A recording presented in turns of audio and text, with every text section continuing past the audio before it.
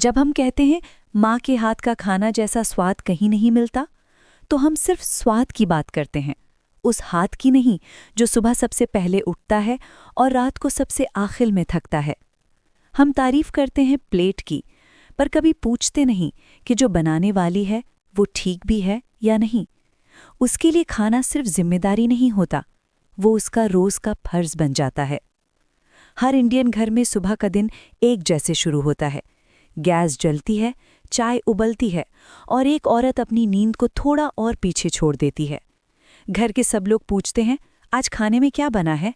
लेकिन कोई ये नहीं पूछता, तुम थकी तो नहीं? रोटी के साथ सिर्फ सब्जी नहीं सेकती, वो अपनी थकान, अपनी चिंता और कभी-कभी अपने सपने भी सेक देती है। बचपन में हम सोचते थे खाना अपने आप बन जाता है। दाल में सिर्फ प्यार लगता था, लेकिन आज समझ आता है कि उसमें उसकी चुप रहने वाली परेशानी भी घुली होती है। सब्जी का स्वाद याद रहता है, पर उस वक्त उसकी आंखों की थकान नजर नहीं आती। हम सिर्फ खाते रहे, कहानी कभी नहीं सुनी। उसने कभी अपने लिए अलग से कुछ नहीं बनाया। नमक कम हो तो बोलेगी, मुझे ठीक लगा। खाना ठंडा हो जाए तो बोलेगी, मुझे भूख नहीं। धीरे धीरे सालों में उसकी पसंद ही नहीं, उसकी आदतें भी घर के हिसाब से ढल जाती हैं और हम इस सब को नॉर्मल कहकर आगे बढ़ जाते हैं।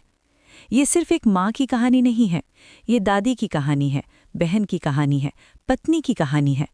हर जनरेशन में एक औरत खुद को थोड़ा कम और सबको थोड़ा ज्यादा देती रही, और उसका ये देना इतना आम हो गया कि हमने उसकी कीमत पूछनी ही छोड़ दी।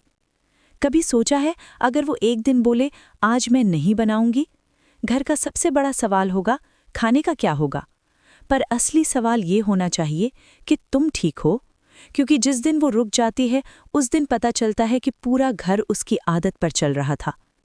स्वाद सिर्फ मसालों से नहीं आता, स्वाद आता है किसी के रुक जाने से, किसी के चुप रह जाने से और किसी के अपने हिस्से के सुख को पीछे रख देने से। हर निवाला एक कहानी है और हर कहानी के बीच में एक औरत खड़ी होती है, बिना शोर के, बिना शिकायत के। अगली बार जब खाना अच्छा लगे, सिर्फ वाह मत बोलना, थोड़ा रुकना, उस हाथ को देखना जिसने बनाया है, और शायद पहली बार पूछना, तुमने खाया?